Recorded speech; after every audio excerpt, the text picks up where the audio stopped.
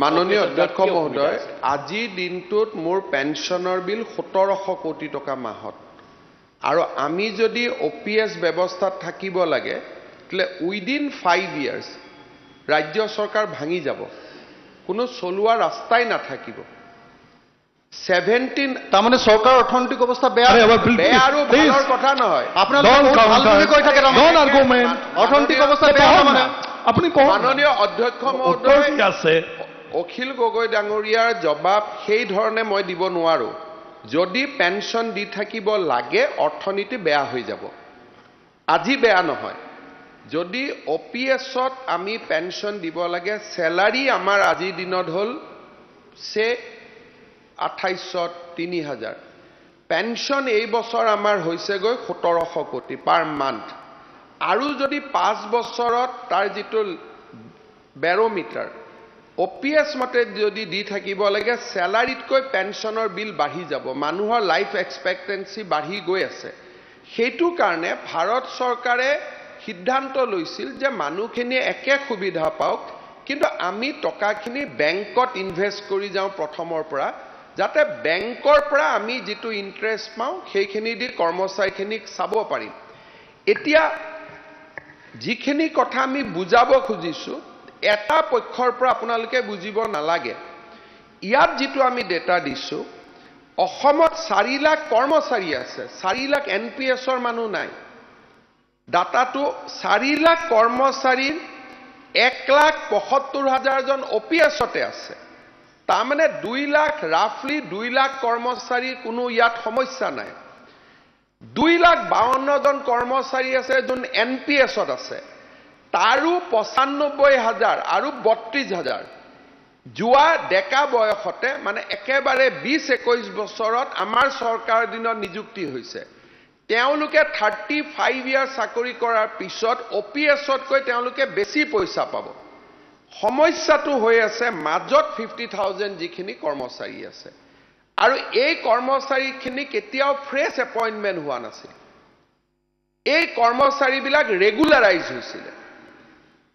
গতিকে অকনমান এক পক্ষৰ পৰা কথাখিনি শুনি থাকিব নালাগে। যদি আপোনালোকে কেতিয়াবা কথাখিনি বুজিব খোজে, ফাইনেন্স ডিপাৰ্টমেন্টৰ পৰা আমি প্ৰেজেন্টেশন দিম, ষ্টেটখনটো সবৰে ইয়াতে সকলোৱে বহি বুজি পাব। আকৌ এবাৰ মই কৈছো যে 4,04,000 জন আমাৰ কৰ্মচাৰী আছে, ইয়াৰে 1,75,998 অলৰেডি কাভাৰ্ড আণ্ডাৰ OPS। আপোনালোকে ভাষণত 4 লাখ বুলি কৈ দিয়ে। এই মাত্ৰ আপুনি কাক প্ৰতিনিধিত্ব কৰে মই নাজানো, সিদিনাখনতো আপোনাৰ নেতৃত্বত সব ওলাই গ'ল। গতিকে আপুনিয়ে বিৰোধী দলপতি নে কোনটো মই নাজানো। আমি বুলি ক'লে আপোনাৰ লগত কষ্ট হৈ যায়। আপোনাৰ ইমান পাৱাৰ আছে, কংগ্ৰেছ UDFকো একেদিনাই মিলাই দিলে। গতিকে আপোনাৰ অদ্ভুত পাৱাৰ আছে না। তেখেতক উত্তৰ দিছো, তেওঁ আমি বুলি কৈছে, নিৰ্দলীয়ৰ আমি কি থাকে, মই হ'ব লাগিব। তাৰমানে আপোনালোকে অথৰিটি দিছে আমি বুলি কোৱাৰ কাৰণে, নহলে এজনে মই জেগাত আমি কিয় কয়? মাননীয় অধ্যক্ষ, আপুনি পুৰণি পেঞ্চন ব্যৱস্থা কৰিব নে নকৰিব সেইটো উত্তৰ দিয়ক। এখন পলিটিক্যাল উত্তৰবিলাক নালাগে আমাক। অধ্যক্ষ মহোদয়, এখন কোনো আমাক পুৰণি পেঞ্চন লাগে। অধ্যক্ষ মহোদয়, এইটো কোনো গোটেই অসমৰ মানুহে, গোটেই ভাৰতৰ মানুহে পুৰণি পেঞ্চনৰ কথা কৈছে। বেলেগ বেলেগ ৰাজ্যত পুৰণি পেঞ্চন আছে। অধ্যক্ষ মহোদয়, কেৱল বিজেপি চৰকাৰখনে পুৰণি পেঞ্চন নিদিয়ে। য'তে বিজেপি আহিছে তাত পুৰণি পেঞ্চন মাননীয় অধ্যক্ষ মহোদয়, পুৰণি পেঞ্চন দি আছে।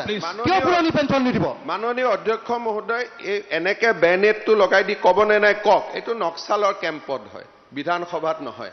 গতিকে এইটো মই উত্তৰ নিদিওৱে, মৰি যাম, কিন্তু এইটো উত্তৰ নিদিওঁ। আপুনি কওক, এনেকে বেনত নক্সালৰ কেম্পত হয়। সেইটো কাৰণে আমাৰ চানমাৰী PSত কোৰ্টত কেছো চলি আছে নক্সাল কেম্পৰ ওপৰত। গতিকে এতিয়া অধ্যক্ষ মহোদয়, আমি কোনেও 4 লাখ কোৱা বুলি কোৱাটো মই কোৱা নাই। প্ৰশ্নকৰ্তাই কমপ্লিটলি কৈছে 4 লাখ কৰ্মচাৰী বুলি। গতিকে প্ৰথম মই হাউচত ভুলটো ভাঙি দিব খুজিছো যে এইটো 4 লাখ নহয়, কিমান হয়? 2,58,000 জন। এইটো সাবস্টেন্সিয়েল নাম্বাৰ, মই নহয় বুলি কোৱা নাই। 2,58,000ৰ অলমোষ্ট 1.5 লাখ কৰ্মচাৰী আমাৰ চৰকাৰ দিনত নিযুক্তি পাইছে, আৰু একেবাৰে সৰু বয়সত নিযুক্তি পাইছে। তেওঁলোক OPSত যাবও নোখোজিব। এতিয়া সমস্যাটো কিমানজন মানুহৰ হল? 70, 80, 90,000 মানুহৰ সমস্যা আৰু এই মানুহখিনি কোন যাক মই শিক্ষামন্ত্ৰী থাকোঁতে বিভিন্ন পৰ্যায়ত চাকৰি প্ৰাদেশিকৰণ কৰিছিলোঁ 2012 চনৰ পিছত সেইকাৰণে 10 বছৰৰ কথা কৈছে 2012ৰ পিছতে এওঁলোকৰ চৰকাৰত ৰেগুলাৰাইজ হৈছে ৰেগুলাৰাইজ কৰ্মচাৰী আৰু নিযুক্তিপ্ৰাপ্ত কৰ্মচাৰীৰ মাজত এটা ডিফাৰেন্স আছে আৰু ভাৰত চৰকাৰৰ কমিটিখন কাম কৰি আছে ৰিপৰ্ট আহক ৰিপৰ্ট সদনত সকলোৱে জানিব আৰু আজিতো প্ৰশ্নকৰ্তা নিজে ট্ৰেড ইউনিয়ন মুভমেণ্টৰ লগত জড়িত আটাইতকৈ কৰ্মচাৰী কোন আছে চেন্ট্ৰেল গভৰ্ণমেণ্টত আছে চেন্ট্ৰেল গভৰ্ণমেণ্টৰ মানুহখিনিয়েতো এতিয়ালৈকে ৰাস্তাত নামা নাই তাৰমানে they are in deliberation with the central government গতিকে আজি প্ৰশ্নকৰ্তাই ভাল কৰি জানিব যে ৰেলটোতো তেখেতৰে দলৰ ট্ৰেড ইউনিয়ন আছে বেংকত তেখেতৰ দলৰ ট্ৰেড ইউনিয়ন আছে আজি বিভিন্ন